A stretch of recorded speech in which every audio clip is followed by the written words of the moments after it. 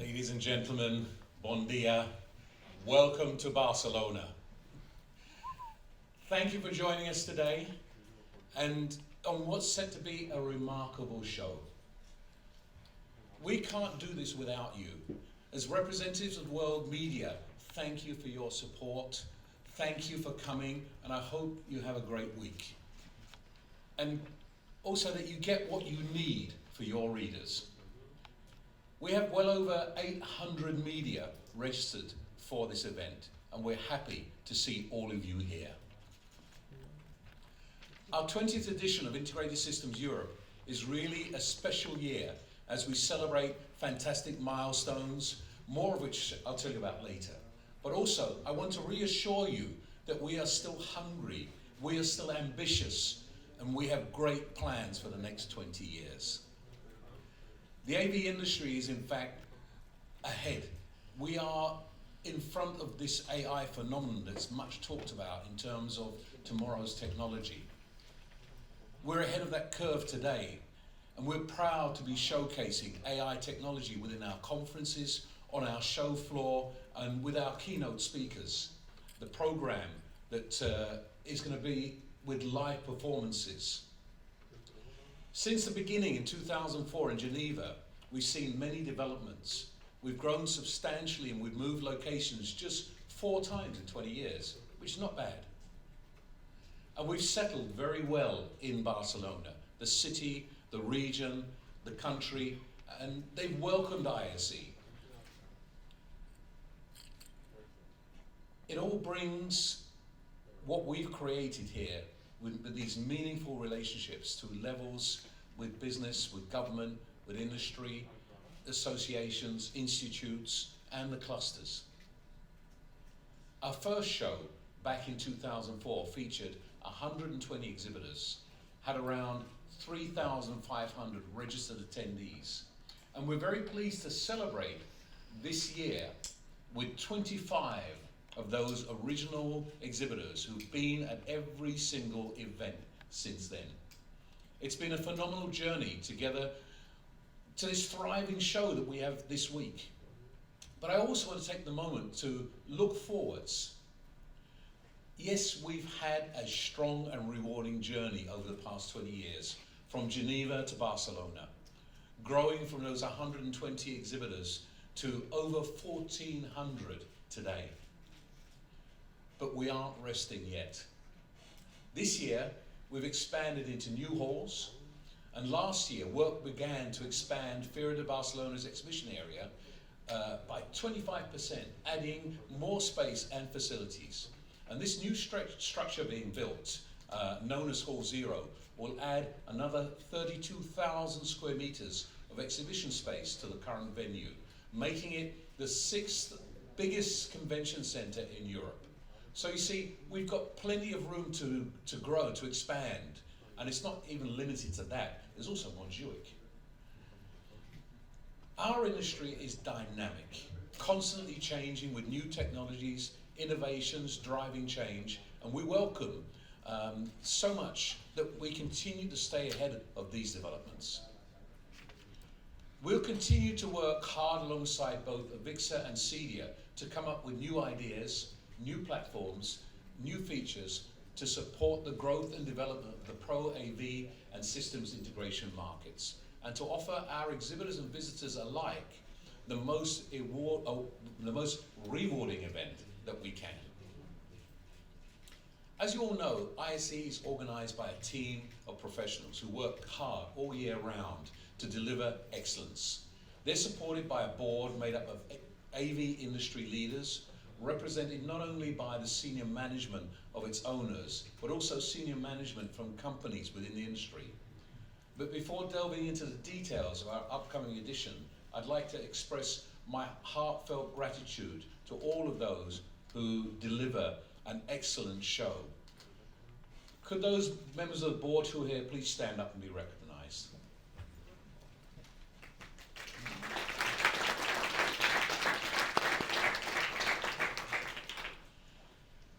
It would take me a long time to cover everything, so I'm going to keep to just some of the highlights. All the details of ISE 2024 are available in the press information folders that you get, and we'll share this at the press conference. ISE has grown into the world's largest AV and systems integration show, and ISE 24 is your destination for innovation. This theme reflects that ISE serves as the industry's window into tomorrow, today. And we are the global meeting point for business, discovery, and inspiration.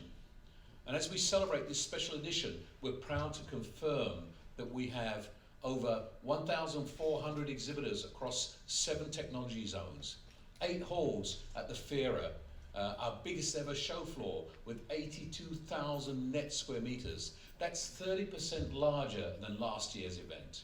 We have over 300 speakers at 9 conferences, 3 keynote speakers, 25 show floor features, and 2 show floor stages.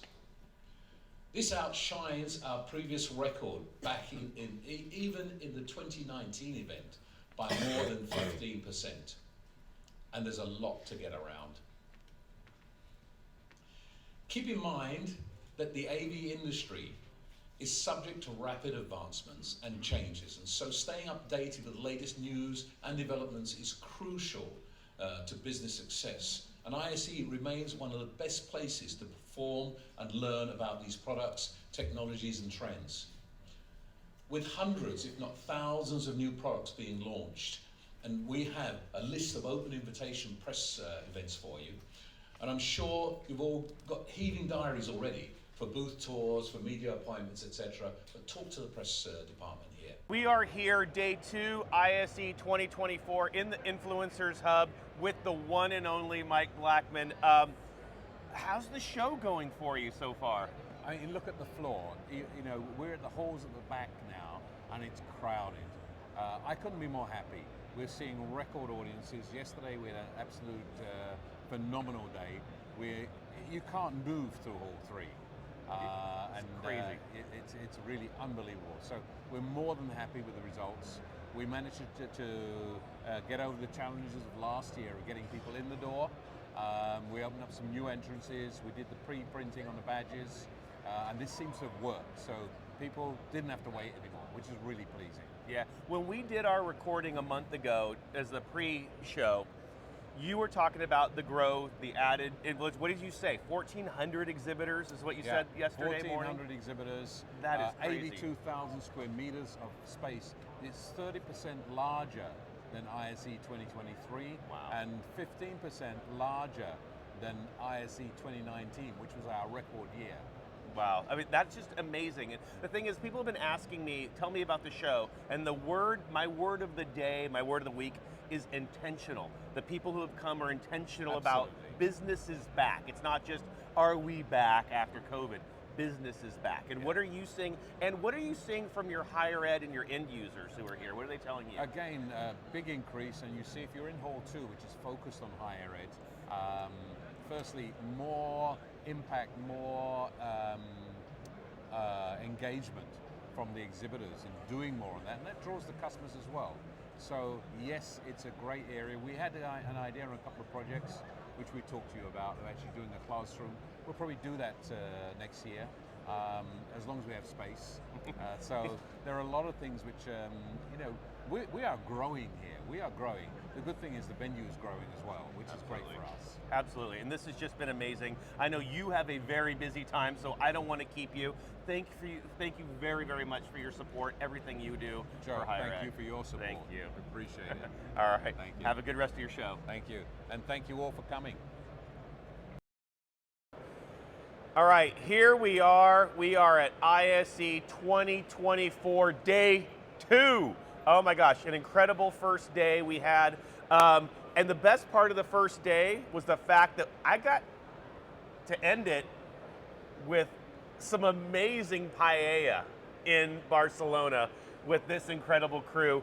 Epiphan has always been a huge support of higher ed. They've been a huge support of HETMA and everything that we do. And so it makes common sense that you would find and take a crew of higher ed people out to say, let's just celebrate everything we do. But before we go any further, would you please introduce yourself, tell everyone who you are, what you do, and of course, who Epiphan is. So I'm Julian Fernandez. On paper, they tell me I'm Director of Product Marketing. What does that mean? I get to hang out with all these cool people like Joe and BC and Aaron and Britt and the whole HETMA crew. I spend all my days just talking to folks in the field, and I love working with you guys because truly in higher education, it's the place in AV where innovation is happening, where we understand the importance of this technology and truly delivering experiences. Working with you guys, it's not about the boxes, it's not about, oh, I'm doing, have this cool piece of technology. No, I'm creating this amazing experience on campus for teaching and learning.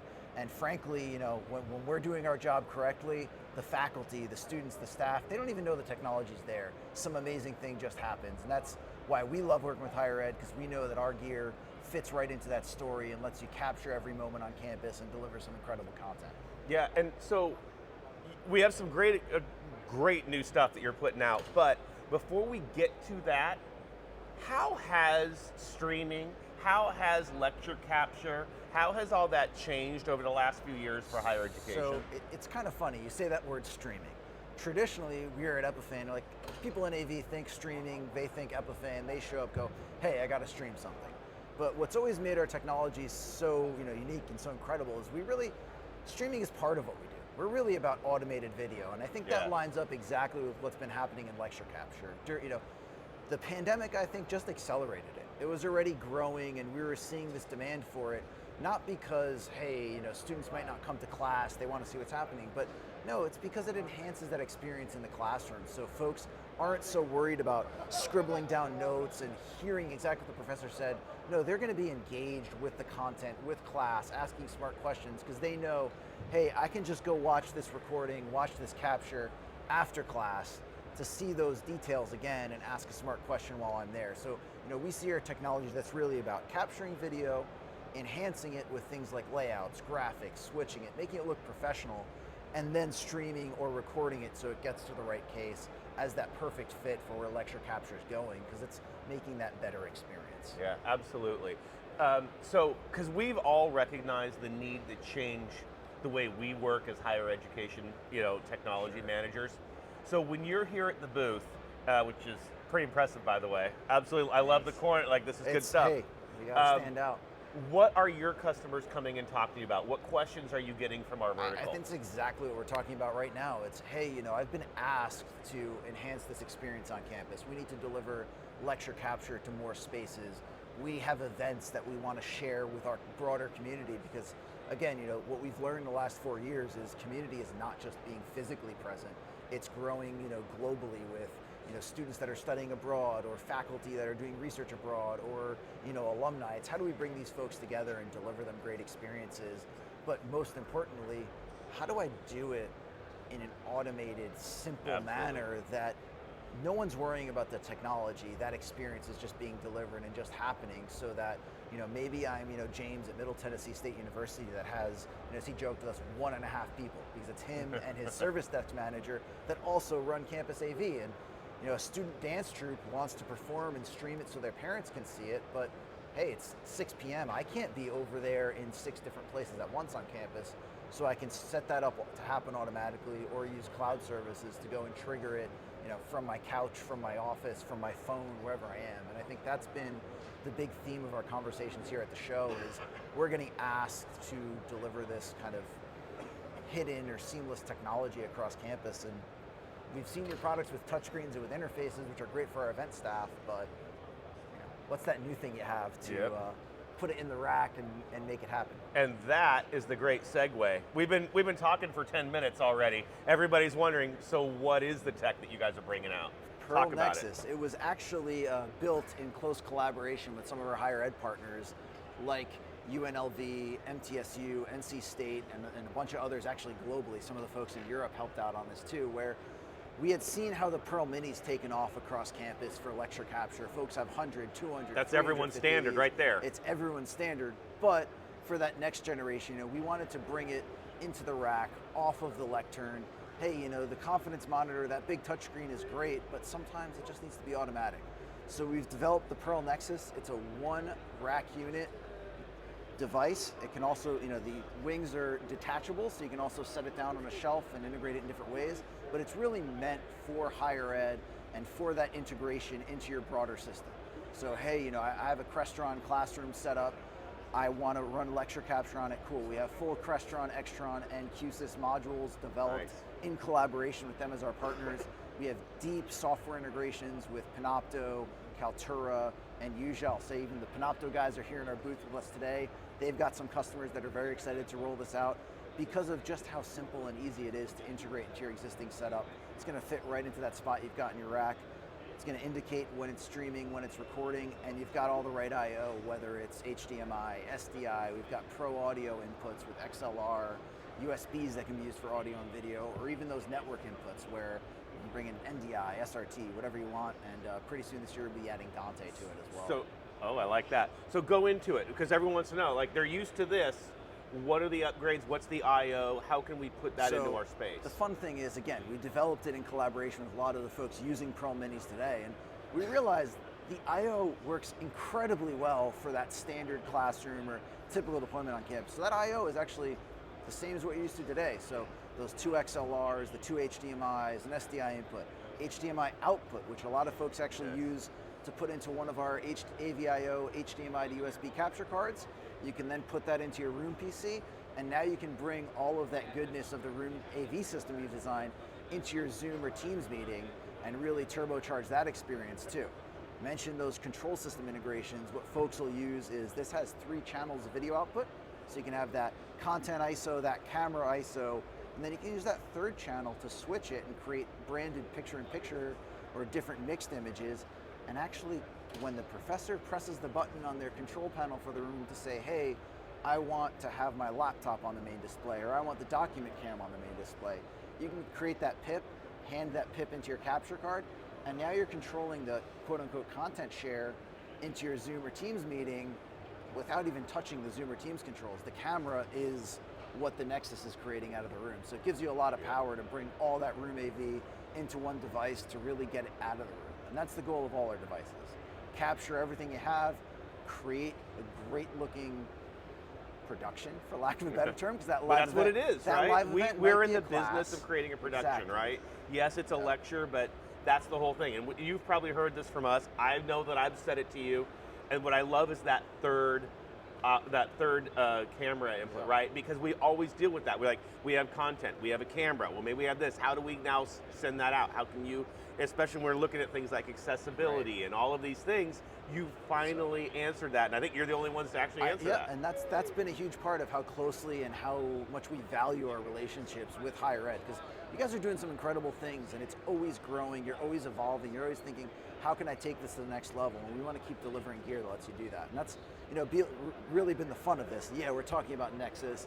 We've mentioned Mini because a lot of y'all are using it today, but it's really about this family of products in Pearl that, from the Pearl 2 that has those 6 channels and can bring in 10 inputs of video. So, folks like University of Rhode Island are using them in larger lecture halls. They want multiple cameras. Or Suffolk University, who has a, mock courtroom set up, because we do have a lot of folks in government and legal that use these in real courtrooms. Let's build one on campus so students get that same kind of instant replay experience while they're learning.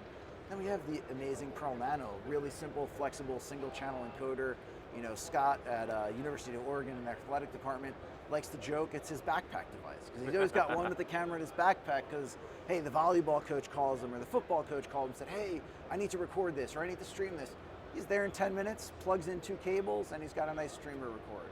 So we make it really easy with one user experience, one functional system, and you just got to choose the right hardware for the right application. Absolutely, and I think that you really have answered that. You've got from that single all the way up, and now you've hit all those key points, because that's the thing is, our classrooms, we have scale, right? And some from the large lecture hall to the small classroom. And how do you find the right solution? I think you guys finally did that. That's been a critical part too for us, is we've always thought about this in terms of scale, and we've delivered within our Epiphan cloud platform. We have management tools, so like I was mentioning earlier, you can have 1 or 2 people managing 400 rooms, because you do have that instant real-time control. And I'll emphasize the control aspect, because it's not, other folks in this industry love to talk cloud this, cloud that, management. But what we really worked on delivering was true control. So you can log into the device just as if you're sitting next to it. and switch it from a world away. We'll be producing a show a little bit later today, officially launching the Nexus. Some of our higher ed friends from Norway and the US are going to be joining us, but our producer is going to be running that whole show from Amman, Jordan. And he's logged in and controlling that Pearl from halfway across the world. So we're really excited Not about halfway that. across the world from here, though. From Right? here, no, here it's a quarter of the way across the world, but you know. No, we're I getting love it, closer. and that's the cool thing about all that you guys provide. Do me one quick favor, the important part, how can people get in touch with you all to learn more? Hey, easiest way, epiphan.com, and the favorite thing I love to say is there's a little chat bot in the corner.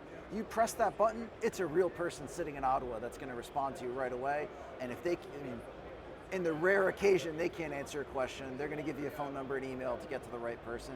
But yeah, be sure to reach out, check out epiphan.com. We're always happy to help, always happy to chat. Even if it's not just about pearls, we want to help you deliver the best experience. So we'll make sure you're connected to the right partner to do that.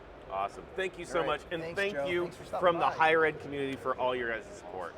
We love working with y'all, so thanks. All right, we are here, ISE 2024 Day 2 with one of our favorite brands, Peerless. I mean, you're a legend at Infocom, at ISE. You are the must-stop, and especially for higher ed. I'm excited to get to some of the stuff that's behind us. You can probably see it. We're going to talk about it in a minute. But first, Brian, please tell everybody who you are, what you do, and a little overview of what Peerless provides. All right, sounds good. I'm Brian McClymans. I'm the Vice President of North America and Asia Pacific, and I've been with Peerless for 32 years. I've been involved in doing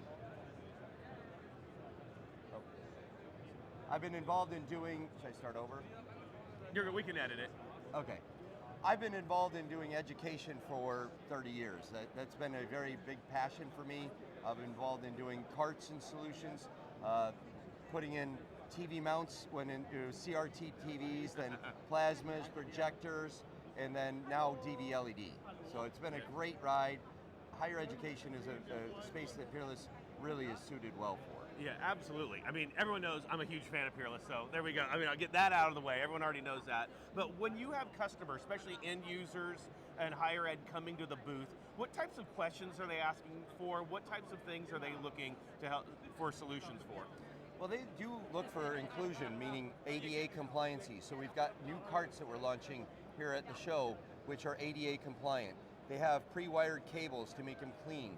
We have a cover on the back of them to hide any kind of the wires. So we're really trying to make it look like an aesthetic solution in the right environment, in an education environment. And we're beyond even just carts, we're doing outdoor displays in some universities. So campuses need to be able to communicate digitally to their students and also potentially future students, because yes, the current students have the apps and every information and they can be updated, but when you have a potential new student from a high school somewhere in the country, now you want to be able to communicate to them as they're walking the campus digitally. Yeah, and you know what's interesting, before we hit record, we were having a little conversation. You were talking about how institutions are putting in these kiosks, putting in things because of the competitive nature of our institutions, right? And we have to be able to provide solutions in order, because students have choices of where to go, Have right? choices, and they compete. Universities compete for the same dollar, and they need to be able to have, I mean, people make their decision within the first hour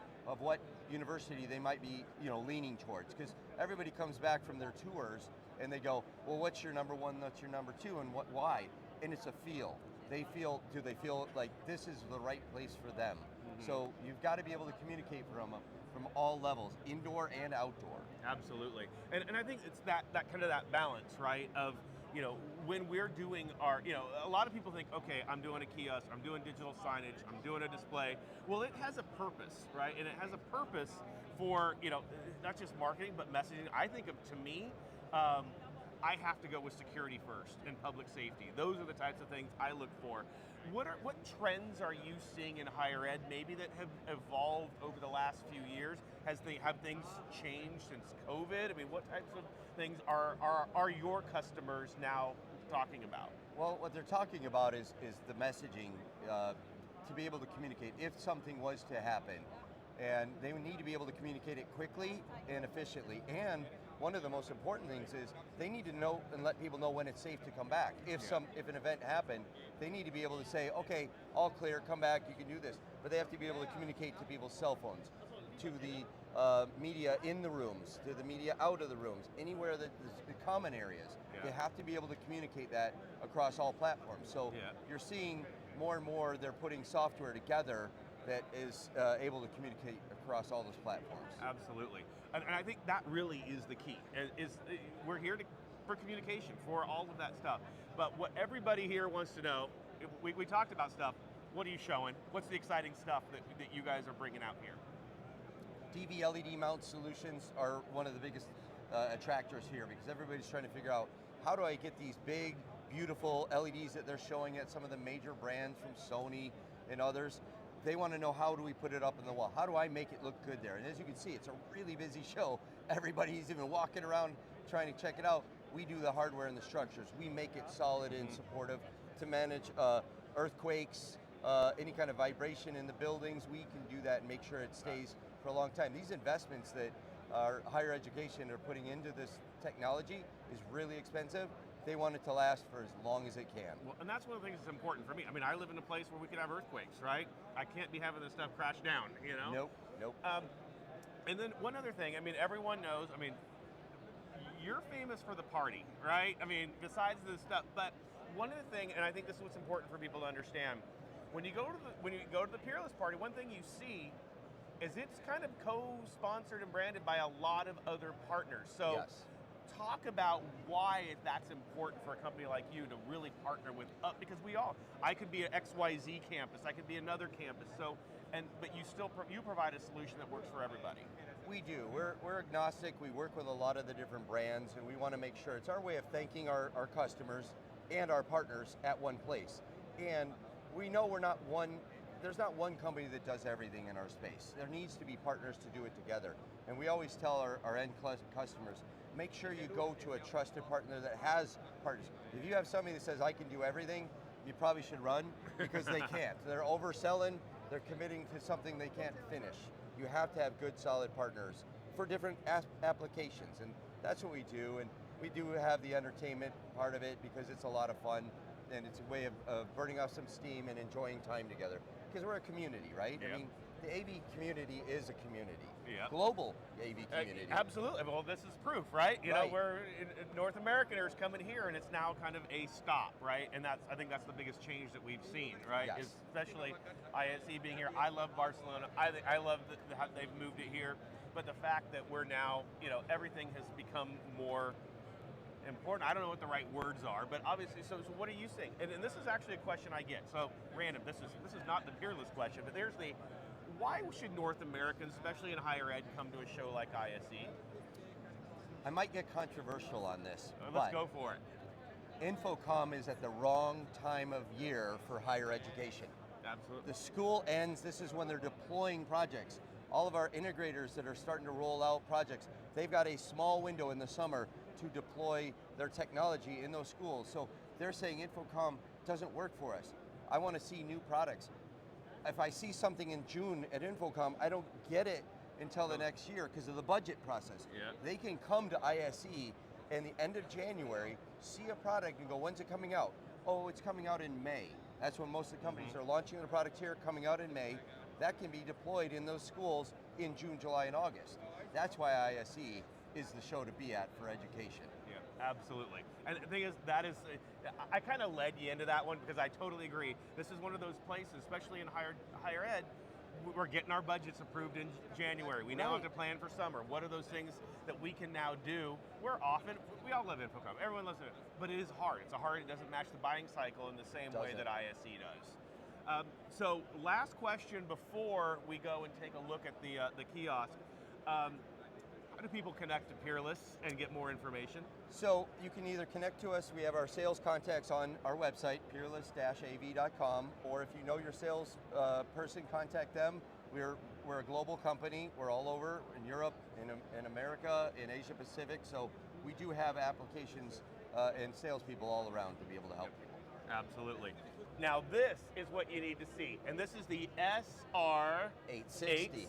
Talk a little bit about it. So this is our brand new cart solution. We have two solutions. We have the SR860 for up to 75-inch displays and the SR898 for up to 100-inch displays.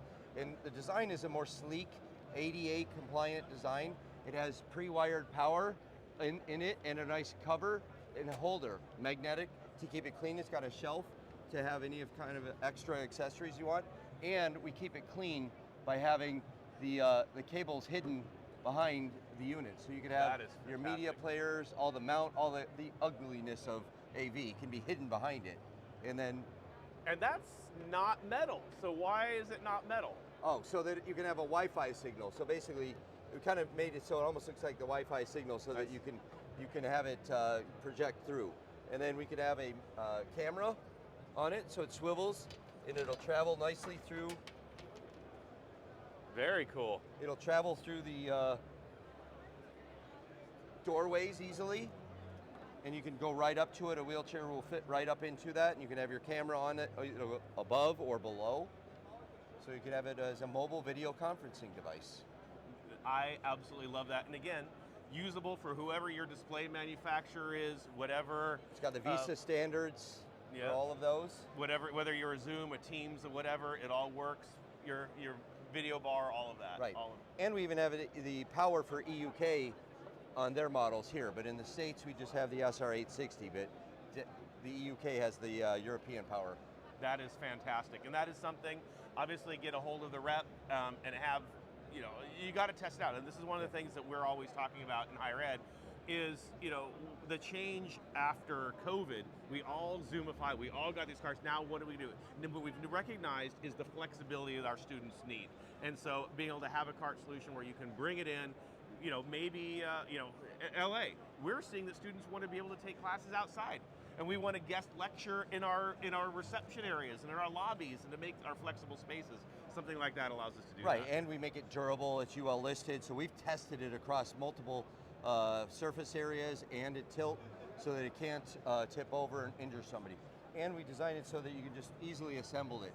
It fits on a skid, a standard skid, and we get more of them on a skid and lower the freight costs. So we're trying to reduce the packaging, the weights, everything about this is trying to be a little bit more eco-friendly. Yeah, that is fantastic. That is great. Thank you so much for showing it. Sounds and good. Thank you. Have a great rest of your show. Appreciate it.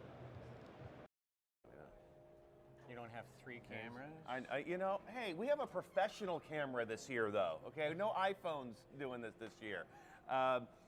ISE 2024 outside the press room here. I got Rockstar with me. Dave, please tell everybody, let's pretend they don't know who you are and what you do, but please tell everyone about it. And how is your impression of the show so far? My name's Dave Labuskes. I am the new intern for Joe Way. Good job to have. Thank you. I also, in my spare time, am CEO of AVIXA. We're here at the 2024 ISE, and I'm just totally blown away. It is beyond any of my expectations, both from the crowds, of course, yes, but also from the value that's being created. The exhibitors are extraordinarily satisfied. Our partnership with FIRA, Barcelona, Catalonia continues to grow, and that just all feeds an amazing experience for, I think, both the attendees and the exhibitors, and it's great to be a part of it. I totally agree. And the thing is, the word that I've been using, people ask me how it is, intentional. People feel intentional here. Business is back. It's not we're back from COVID. That was last year. Now people are doing business, they're showing up. I feel like it's not even, buzz isn't the right word, but intentional. So what are you hearing from people that are coming, and what are they getting out of the show? What is it that makes this year that special feel? I think you're right. I called it COVID happy dust, which was that we were all let out of prison and we were just going to go wherever we were, and we were happy to be around people because that's the kind of people we are. This year it's about launching product, it's about forming partnerships, it's about reinforcing partnerships. The attendees that I've talked to are looking at how the solutions that are being presented can actually be applied to real world problems. I talked to a consultant that's on our board last night, Bren Walker, and she actually said, I asked her, how's the show going? I hadn't seen her in a day, and she said, I've solved every problem I came here for but one, and I still have 2 days left. You know, so I think that's what people are intentionally coming to the show with challenges from their customers that they are looking to solve, and they are finding those solutions. Yeah, you know, it's funny that you say that, because we were talking kind of as a HETMA crew, and you know, we did our day one kind of recap. All right, how did it go? And we're sitting there going, everything went very smooth. Something is wrong here. like we achieved everything that we were looking to do, and we still had more days left. And I think that's really good. I don't know if it says a lot about the show. It definitely says something about the show, but it says more about our industry. It says that we are here, we're ready to do business and get back. The other question, so higher education, how are you seeing from the show, how have you seen products, how have you seen our vertical, what is the importance there? It's a key vertical, it's a key marketplace. You know, we as AVIXA divide the marketplace up into 3 different matrices. One is products, one is solutions, and one is verticals. And the higher education vertical and the focus that is a segment of all of these booths, the content that we've provided, all of it is, you know, being very, very heavily digested. You know, that vertical, as you know in particular, as you are here representing, is predominantly represented by an end user, a decision maker arriving at the show. And I can tell you that the numbers I saw a couple hours ago this morning are a continued rise in the percentage of our attendees that are end users. We've always been a bit more heavy of a channel show here. Mm-hmm. This year we're over 25% thus far with regards to end users. Wow. And a significant portion of those are higher ed. Yeah, you know, and that's very interesting, because we do know this has always been a lot of a channel. Infocom's been different, right? There's been the move, 30% whatever end user, right? That's moving. Yeah. This show is a little behind on that, right? But I've noticed it too. We had our higher ed happy hour yesterday. Over 100 people showed up. Last year, 25, which was the first year, but look at that big change, right? Just in 1 year of colleges from all over the world going, we need to come together, we haven't. And I think that's the biggest change. So some advice for our vertical, how do we now take that thing that honestly is special about Infocom and North America? We are much more of a group or whatever that is different here. How can we bridge that? What does this show, or what can we do to make sure and bring that community next year? Well, first, you could have invited me to the happy hour. It's your show. They don't give you a schedule. Secondly, I think you accelerated. It's a force of or center of gravity, right? Mm-hmm. And it's, you know, the formation of a planet or a sun, right? Yep. So last year 25, this year 100, next year 200. When is it a point where you create a center of that, where you have a physical presence that people hang out at? And there's a time when that's right, and there's a time that's too early, and there's a time where you have missed the opportunity to put your flag in the ground and create a presence that is your vertical's presence. I think it's a discovery process, and it's a word of mouth process. Yep. And both though are based on, is there value? Yep. And clearly you see the value, so sing that value out loud. Yeah. And those of your community that are here, and who are a sub part of my community that are here and see the value, tell everybody. Because back to finding the solutions, finding the pieces of the problem that can be delivered. That's not only and always product. Yeah. That's also people. That's Mary Jane, who knows the answer to that question, and I didn't know her until I was at the HETMA happy hour. Yep. Absolutely. And you can't get that without being here. And we're seeing that, and I loved exactly what you said, because that is the one thing that has always kind of separated the show, is that, and then seeing our happy hour, seeing people come together and go, okay, we need this, we want that. So I'm looking forward to it, and I appreciate all of your support, because we couldn't have that for our community if it weren't for you and everything you and the organizations does to support us. So thank you for that. All right, we have moved over to show some products. We moved about 3 feet. Oh yeah, that is but, far. You know, here we go. This is amazing stuff. I love the word Dante, by the way. Yeah, You know me. Yeah, that's absolutely. important for higher ed. So let's talk about that. Let's talk about what's this? Yeah. Give us a little overview. Yeah, let's start perhaps with the microphones, right? And then move to the Dante part. So the microphones, so as I mentioned, we already have our good old cube throwable microphone that you can pass around, mic up the students, right? So we know, once again, it's very hard to mic everybody in the room and get the crisp, clear audio. So this is how you do it from the students. And if, for example, you have a rapid fire discussion, you can add multiple cubes, right? Because now we have 4-channel system, right? Wow. So you can add more than one mic. Then we also have a clip, basically a lavalier mic that professors can just pick up from the charger. They don't need to press any buttons. While on charger, it's muted. They pick it up, it unmutes itself, no need to press any buttons.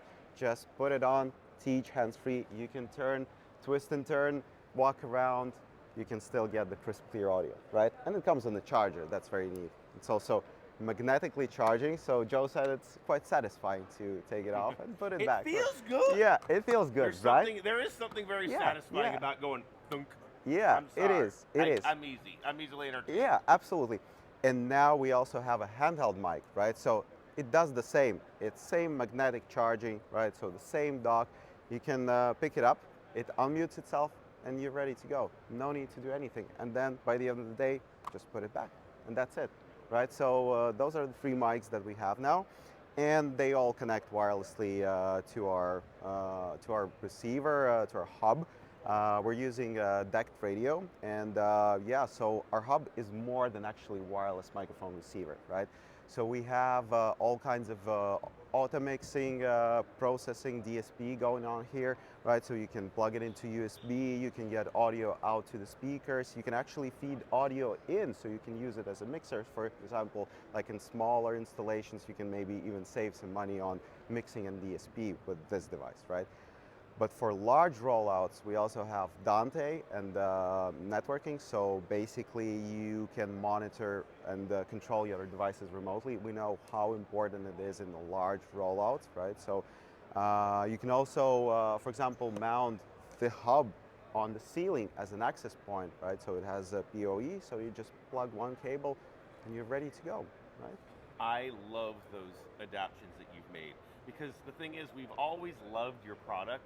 But then it's like, when we look at things in higher ed, we have to look at scale, we have to look at security, we have to look at how to make it affordable. And now you've done that. You've changed the entire I/O to that's not just a microphone. Absolutely. Right? Absolutely. So speak to not just those changes, but like why? As a company point of view, how do you come and talk to our customers? How do you make those things, and why? Well, first of all, we feel like user experience is still being overlooked in our industry, and we do want to make sure that end users actually love our products and they can use them and they can understand them and they're not intimidated by them, right? So for us, design is twofold. One is, of course, aesthetics. They look nice, right? So you can customize the cover, you can customize those products. It's really cool, right? But also it's functionality, right? So we need to make sure that professors use those products, because otherwise, if they don't, nobody gets audio, students are not engaged, they cannot learn, so that's not the outcome we want to actually get, right? So this is so important to get those things right, so they're used and they can achieve what they want to achieve, right? So professors want to come in, talk, teach, and actually they want good outcomes for their students, right, in the end of the day. And we are aligned on that. So we're trying to figure out how to make it as simple, as non-intrusive as possible. Yep, absolutely. I love it. Most important question of the day. how do people get a hold of you and get a hold of Catchbox to learn how to buy this stuff? Absolutely. So we have a very nice website, catchbox.com. You can go right there. You can actually purchase our products from there. We also have really nice support and sales team. We actually have a live chat. There's a person there. There's not an AI. There are a couple of people there, right? So it's also fun to chat with them. So go ahead, try it out. And yeah, we are on all or most of the social medias, right? So Facebook, Instagram, LinkedIn, X. Yeah. I love it. I Yeah. love it. Thank you so much Thank for your you, support. Joe. We Thank love you. you. We love what you're doing. Thank you. Keep up the great work. We appreciate from higher ed what you do for our community. It's products like this that make us successful. So Thank you, Joe. Thank you. Appreciate it. All right, we'll see you all continuing day 3 ISE 2024. All right, here we are, ISE 2024, day 3 at the PSNI booth. Everybody knows that our integrator partnerships are extremely important. We can't be successful in higher education without it, and there's no better partner than PSNI. But before I talk about it, no one wants to hear me. Chris, thank you so much. I'm like, tell everyone who you are, what you do. Everyone wants to hear you. No Joe. one wants to hear me. Chris Miller, I'm Executive Director, PSNI Global Alliance. We're a global integration partner. So what does that mean? What does PSNI do? What is Global Integration Partner? So we do different things for different people. And if you looked at higher ed, where they may not have a global footprint, what they will have is a standardized approach across the states, wherever it may be, where they want a consistent deliverable, and they want to work with a partner or a program that they can trust, that's going to be a valued partner, provide more than just hardware, but be a partner, provide resources, expertise, support after a sale. It's all important, especially in higher ed. Especially in higher education. So talk a little about that. How have you seen over the last few years higher education work with it? In the larger, here's the picture, the larger integration world, I don't know, you know, a better way to say it. How has higher ed developed? Higher ed's, what you love about it is it takes the technology and uses it for a purpose. It teaches young men and women to be involved in the industry. That's where a cottage industry is being pushed up. We're always looking for people. So from that side, bringing up new people to be in this industry, that's great. From a curriculum, from training, from all the resources of higher ed, we're seeing so many more uses in higher ed, from digital signage to training, from laboratories to conference rooms. There's so many diverse uses in whether not so much in K-12, but certainly in higher ed. Absolutely. So it's a very attractive business for system integration. Yeah, so one of the key things about PSNI, because you are an organization that really represents and keeps standards for integrators around the globe. Absolutely. So how can, let's say our audience, they're back home, they're at a school, why is it, like, what should they look for in an integrator partner in order to know that they can trust it? Well, the first thing is trust has to be established. Yeah. Oftentimes trust has to be earned. So you're spot on. I think trust is a foundation. Everything builds from that. Sometimes higher ed gets challenged because of the procurement methods they have to work with. It's not that they choose to do that. That's We're stuck with it. We're stuck with it, exactly. So if that's the case, you have to find some partners who are in it for the right reason. Absolutely. Standards, huge. We break it down right now more about quality. Standards really starts with a commitment to quality. Design, all the way through commissioning, to utilization, adoption service. Everything is so important, and it starts with trust and quality. Yeah, absolutely. So the most important question I'm going to ask you is, how do people find the right integrator? How do they connect to PSNI? I know we have people all over the globe, Right. how do they connect with you? How do they find the person in their local area in order to make sure they have the right integrator partner? Certainly the easiest way is go to the PSNI website, psni.org, US-based website. You can contact us directly. We'll listen to your applications, your needs, and then we can align the partner in a given market to that organization, and we'll be a resource.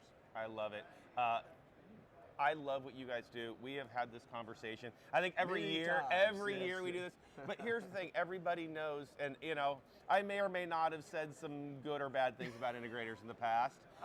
But here's the thing, this is what I absolutely love about you and I love about the organization. That's great. We grow better together when we have those conversations. Absolutely. And the fact that you all say, how can we listen to you? How can we grow? How can we build partnerships? You continually bring us in and listen to end users, and that means a lot, right? And so I appreciate that.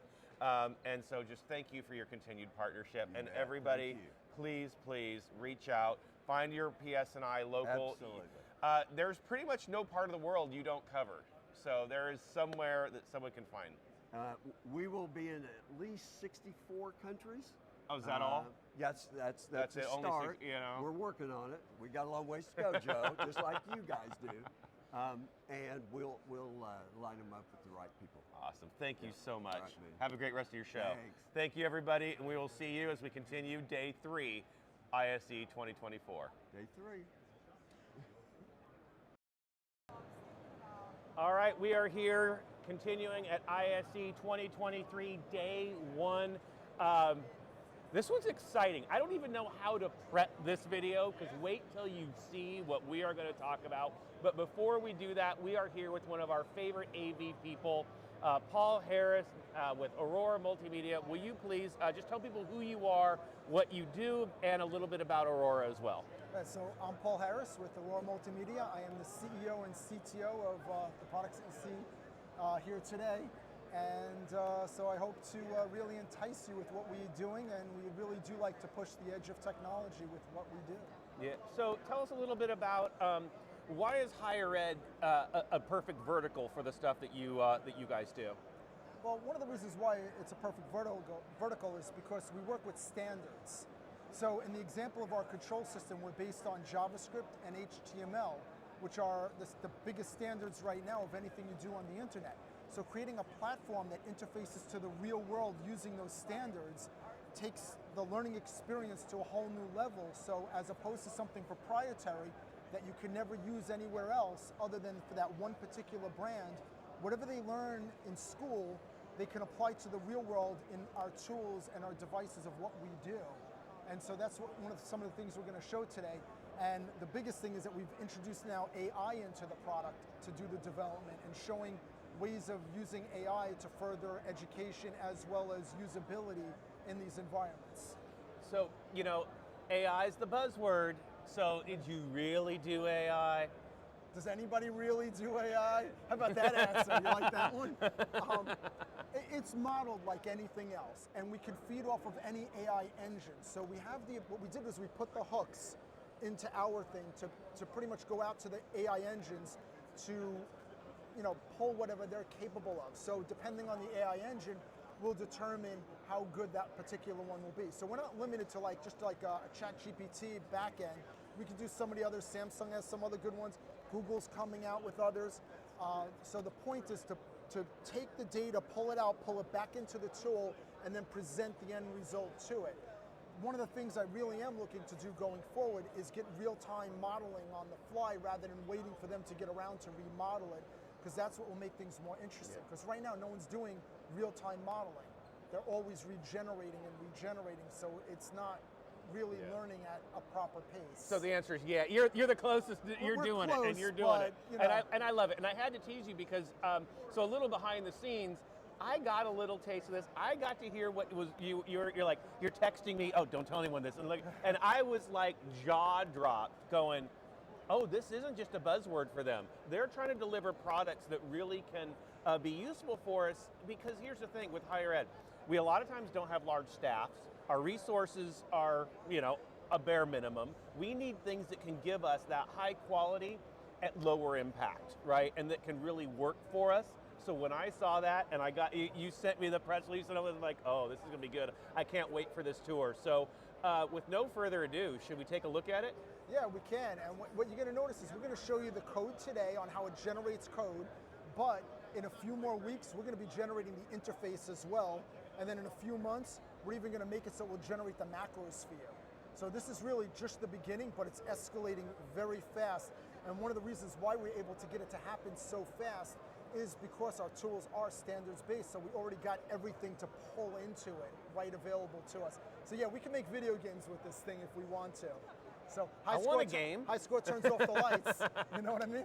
So why don't we take a look? I want to get Chris, because Chris is the guy who really knows this better than anybody. So he's the main Reacts man. I know enough to be very dangerous on it, but he's one of the key guys who've been part of it. So, all right. Hold on. Do you want to give us the overview though, a little bit about what it is? Yeah. So this is our core studio tool. It is a free tool, so that's the first thing, is we don't charge for this. And in this one single tool, it's a drag and drop tool, it's a WYSIWYG, so what you see is what you get. This will do the server-side code, and it will also do the interface creation.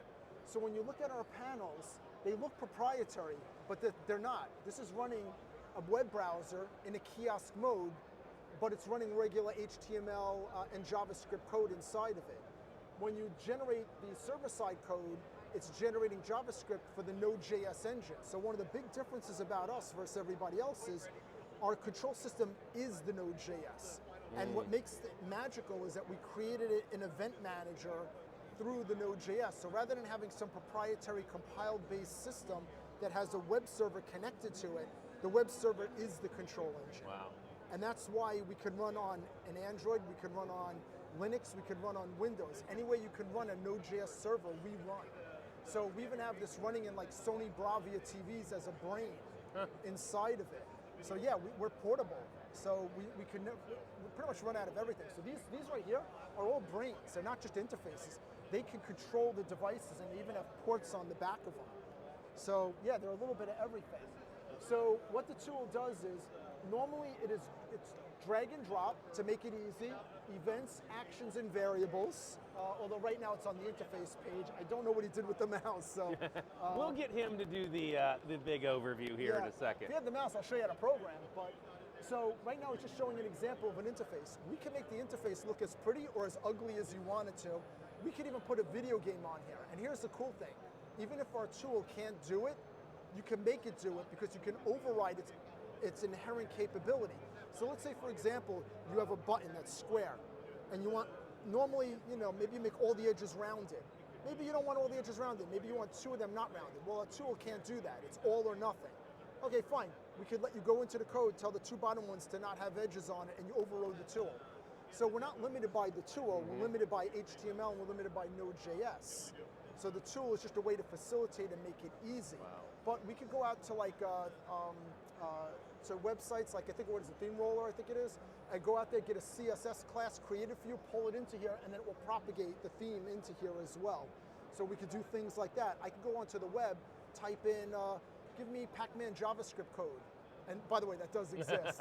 And you could take it, pull it in, and then have Pac-Man run. All right, who's thinking that they're going to have an Easter egg in their touch panel on the conference room, right? Oh, there will be. And you are going to have fun with that. But what I love about it, again, because I'm always looking at, the roadblocks for higher ed to be successful, and one of them is getting people certified, getting people all this coding and all this all the training on all the traditional programming languages for AV. But now with what you're saying, HTML and Java, I can have a computer science student worker come and be my programmer. Yes, and that's the beautiful thing is even with this, you don't have to do the drag and drop. You could just do it all in JavaScript if you want. So it's just really the drag and drop's more to just facilitate and make certain things easy, but you can override everything in these tools, which is really nice. So yeah, it's only limited by the imagination is really what it comes down to. We did the magical switch of mics. Who are you? What do you do with Aurora? I'm Chris Kerner. I kind of head up all the Reacts programming, and we're going to go over a new feature we have today, which is our AI integration with our free Core Studio software here. So Core Studio, all these touch panels here, the interfaces are made with Core Studio. It's a free drag and drop software that Aurora has created from the ground up over the years. You drag your different graphical elements in here, and then you can do all the coding. Everything's drag and drop. It does also give you the flexibility to do some manual coding, with JavaScript. So everything is all based off of that. The new feature we're highlighting though is our AI integration. So we can ask it a question. I'll paste a sample in here. So parse the string, asking to parse some string functions, and when we send that, hopefully the internet's working. It was having some issues earlier, but it'll return some information like this. So it explains not only what you're trying to do, but why you're doing it that way, and explains the code for you. And then you can take that and put it right into the code, right into your interface. That is pretty awesome. So, so being able to do that, talk about the flexibility in utilizing both the tool, the AI, how that will help, but also just the tool and Reacts in general. Yeah, of course. So it is very flexible in that, and like I said, it can be as simple or as complex as you want, because you do have the simple drag and drop interface primarily. That's generally what most people will be using, but you can really get in depth with that, with the JavaScript programming that allows you to really customize anything beyond what our software allows you to do. Now the AI that we're showing here is really just kind of the first step. This is going to be a lot tighter integrated into the system. We're also going to have image generation. So you could ask it to generate a background image for your control interface or buttons, and it will bring those right in, show you some examples, and you can use that as well. That is pretty awesome. So one of the things in higher ed, we're always, and I've said this, I feel like a broken record, resources, those are the things we have. So talk why utilizing tools like this could be valuable for small in-house teams that don't have that budget to go out and say, I'm going to get the integrator to take care of all this. Talk to Right. So being a free software, and we're very open architecture with all of our products here, that allows you to, we're using web industry standard languages here. So you can use that, and with very little knowledge, you can use our training materials, and your team is up and running using the software very quickly. You don't need a specialized programmer that only does control system programming, because a lot of the work is... all right, we are here, ISE 2024 Barcelona, and we're at our favorite stop because, well, we know that it's not our first stop. Oh, darn it. The ribbon cutting was our first stop, Okay, but this is our first booth stop, because we know Panasonic has been a huge sponsor and support of HETMA and Higher Ed AV from day one. Education is important, so we have the one and only Jared with us. Jared, please tell everyone who you are, what you do with Panasonic. Thank you so much, Joe. Yes, we've been a sponsor for HETMA since its inception. We love the organization. My name is Jared Darensberg. I'm the National Live Events Manager for all things AV related for Panasonic Connect. We are here at ISE 2024, and we're showcasing some of our cutting edge laser projection technology, projection in PTZ cameras, our K-row switching platforms, and everything related to immersive, related to higher education, related to corporate and enterprise. We got it all, and we're glad to be here. Yeah, it's just amazing to walk the booth and kind of just see the different things you have. Yeah. I love the K-row system over there, but like in education, most people think Panasonic, bread and butter, projectors, right? Absolutely. That's the bread and butter. So what are you guys doing? What are you showing at the show? What are the improvements that we're going to see and that higher ed can look for over the next year? Absolutely, yeah. So we've recently kind of reintroduced our new single chip DLP. We have this motto, glass to glass within Panasonic. So we have our new REQ series, which takes 4K all the way up to 15,000 lumens in single chip DLP. We've continued our lineup with 3-chip DLP up to 50,000 lumens, and we're really putting a focus on that full ecosystem for the classroom, right? So ensuring that we have our ceiling mic system, our PTZ cameras, projectors, displays, everything that's needed within a higher education environment, things to make your life easier, to make the classroom a better place, and our educators' life easier, we're really focusing on, and that's something that we've really gone towards. See, one thing I love, one thing I've noticed over the last couple of years, because we used to always think projectors. Last year, you've got esports. Yep. Now we've got live production. How has the pandemic changed what you guys provide for higher education? Because it's not just I just want a smaller, lighter projector that gives me more stuff. We're seeing a bigger use, like you said, PTZs and all of that. How are you seeing, especially when you look across the globe, what are higher education institutions doing now? Yeah, you know, so we've always been in the production space, right? We've worked with Netflix, we've worked with a lot of the major studios, and what COVID taught us, and what I'm sure you saw, is that you guys are actually putting on a production. You're building this full environment where you're utilizing camera systems, you're utilizing switching and networking. You're putting together workflows that we didn't see in the past, but now we realize that, and so it's really been beneficial for us to take all those high-end camera systems and push them into education and really be able to utilize our full ecosystem to support you. So, so we're super excited about it. Yeah, no, it's really, really amazing. So now, a lot of the audience here, you know, they don't get to hang out in Barcelona like us, right? But they are watching this show. You know, North America, we're Infocom. Infocom's our thing. Yep. Why is a show like ISE now important for your North American customers? Well, because I think that what we're seeing is actually, you know, from an education standpoint, your buying season is not really when Infocom is, and maybe, I don't know if I should say that or not on camera, but you know, this is where, this is like the CES for commercial, right, in our industry. So everything is unveiled here. There's a lot of new technology that comes out. So as you're looking at, you know, purchases for education, you can come here and see, and at least, you know, your viewers can see, hey, here's what Panasonic's doing. Here's what, you know, another company may be doing. So it's really— There's other companies? Yeah, there is no other company. Okay, not in my space. As long as they're not a competitor, there's all the other companies. But yeah, you know, you really can find out what the new technology is coming out, and then when you go into Infocom, you can kind of validate and re-look at that technology. But this is a showcase for all things AV. Yeah, absolutely. And that's the one thing that I love about this show, because you nailed it. Yeah. We all got our budgets now. Now we're trying to look and see what we can buy and what we can do, you know, for summer and all that. You get to the summer shows and the spring shows, and you've already kind of decided. You're already in now your install here. time. Yeah.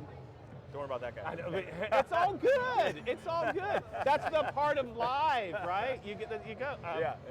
But this is crazy. Tell me. I mean, the fact is, people are coming across our shot here. What's your impression of the show and the importance of it for a company like Panasonic? So I think that you know, it's really important because there's just so much. There's so many people that come to this show. You know, there's nothing like it. It really, you know, being able to showcase all the technology. It's unlike anything else. Yep, absolutely.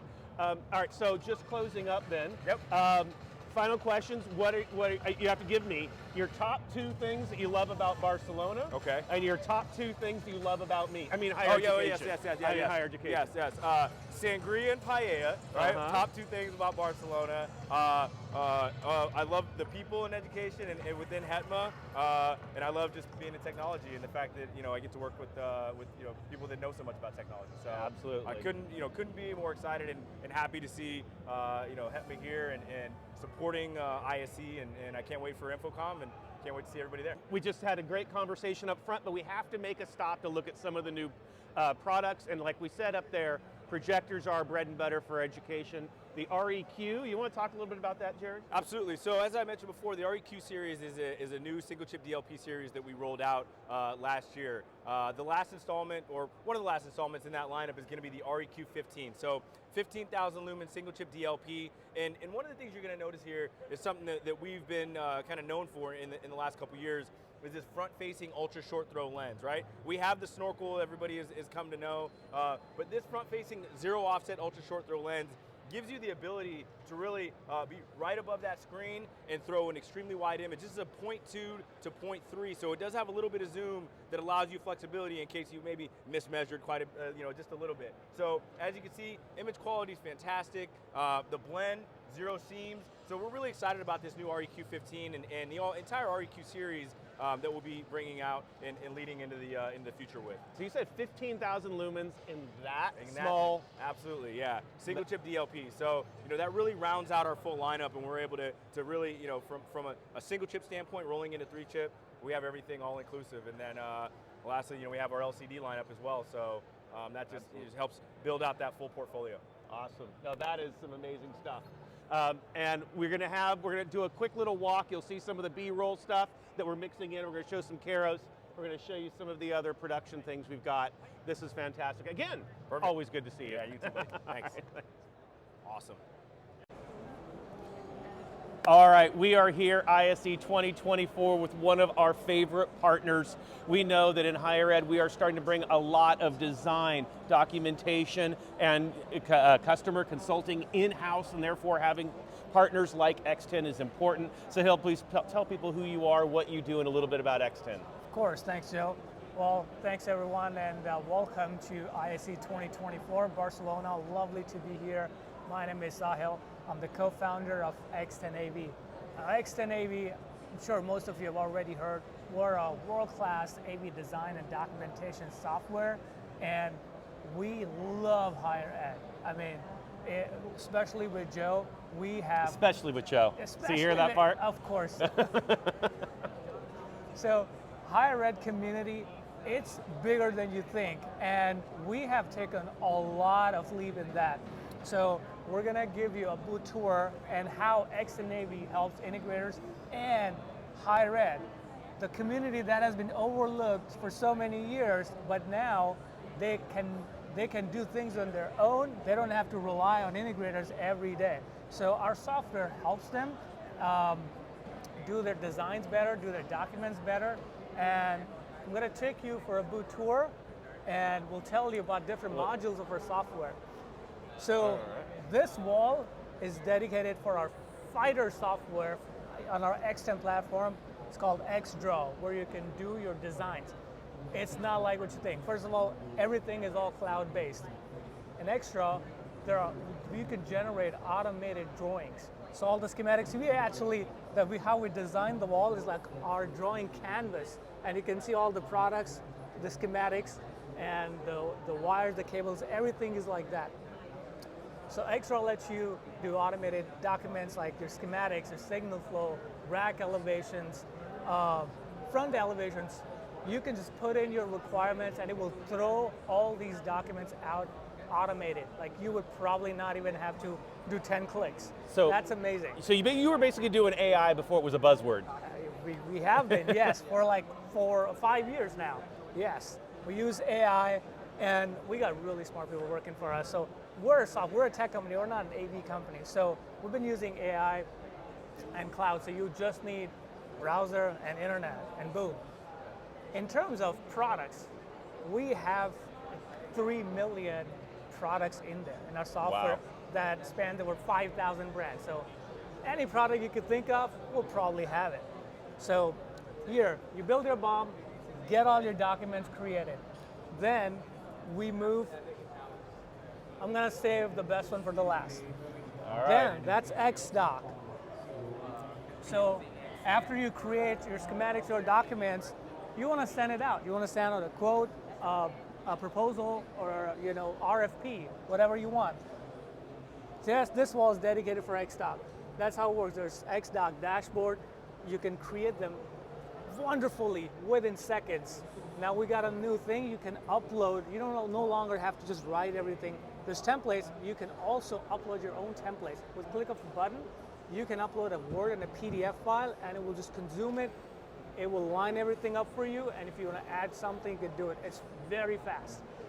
You can see some of the templates here. I love that because a lot of times now we do a lot of consulting, right, for our campus departments. And they want us to say, hey, what if we have to charge back on this? What are our costs on this? Can we actually see it drawn out like we would expect if we called an integrator and got a quote? Right. Now can we give that same level of professionalism to our internal customers? Exactly, and then there's so many features and settings in there. You can throw all of that in, create all of that, save it as a template so you don't have to redo it every time.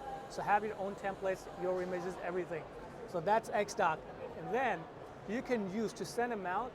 Now we just launched, you can send those out using your business email integrated within the software. So within the software, you'll be able to send it out without logging into your work email.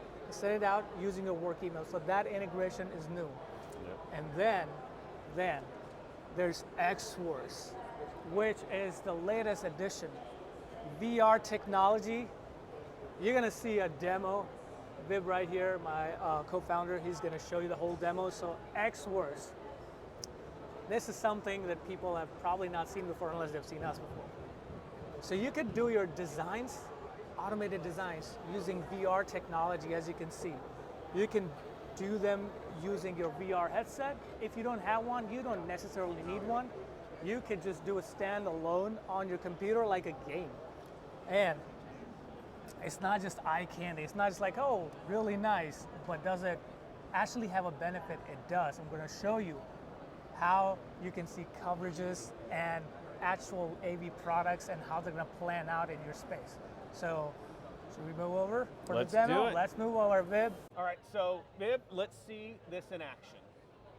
Perfect. So now we are in this room. So let's check out all the cool AV stuff in here now. So there are obviously different modes which you can get into. The first one is the coverage mode. So while in the coverage mode, you're able to see the coverages of the products which you've put in the room. So like for ceiling speakers, you can see here the coverages, whether they're appropriate for the room, are they covering the entire space or not. If they're not, then you have the option to go in the edit mode, and then you'll be able to move these products around in real time. And you see the dimensions in red, it records it in real time and it builds the 2D drawings automatically for you. There are other modes as well if you will go in the menu. So there's a sound pressure level mode as well.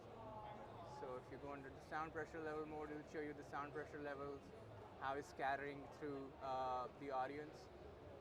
Then you can also do coverages for the screens as well, so whether the screen is big enough to cover all the participants in the room or not. So as you can see here, you can check out the camera coverages as well. So let's say I want to check out whether the I want to ask you really quick as you're doing this, and if I'm a tech manager looking at this, what standards for on the displays? Is it based on what the manufacturer tells us?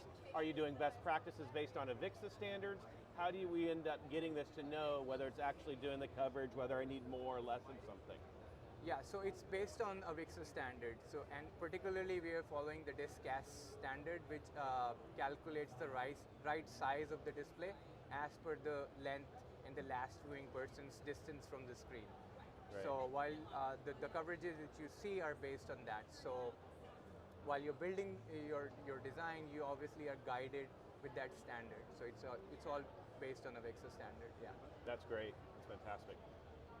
So yeah, you can check out the camera coverages like I showed you, and then you can also play around with the products as well. So let's say there's this microphone here. So you don't want table microphone. The client advises you to have ceiling microphone. So I have an option to go back and change the products. So we have a library of hundreds of products from all the top brands. So let's say I want to put in a ceiling microphone. So I put in a Yamaha ceiling beamforming microphone. So you will see the microphone now placed and replaced by the table microphone. So you have the ceiling microphone. So let's check out the coverages. So there you go. So this microphone is enough to cover all the participants of the room. Now you have the option to remove the unwanted one. So you can delete this one if you want, and then you can place the one which you want wherever you want. And again, the dimensions gets recorded, so a ceiling speaker layout will automatically be created, a 2D drawing based on whatever changes you do here. And then there is another very interesting feature which is called the sightlines mode.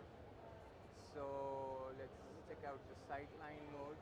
So this basically allows you to see, especially in a lecture theater environment, you want to have the sightlines correctly mapped so that every student sitting at the end of the room is able to see the screen properly. So that's how sightlines works. Probably in a lecture theater environment, you have better seating. So in a meeting room, obviously the last person has some obstruction, but that can be fixed. So if you select a product and move it around, and you can place it a little on top. So that basically fixes it, and you'll see the dimensions are being recorded. So it will automatically build a 2D elevation drawing for you based on whatever changes you do.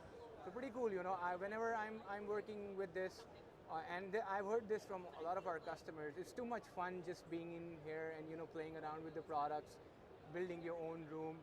So that's what the purpose is. We're trying to make AV designing a lot more fun with this. It should not be boring. It should be a lot more fun. So that's basically Xverse for you guys. That is fantastic. Thank you so much. And a little bit for you all, we love all their products. It's a whole suite of products. Make sure you, as you go on, use code HigherEdAV, get 30% off, if I'm not mistaken, on that first year. So yes.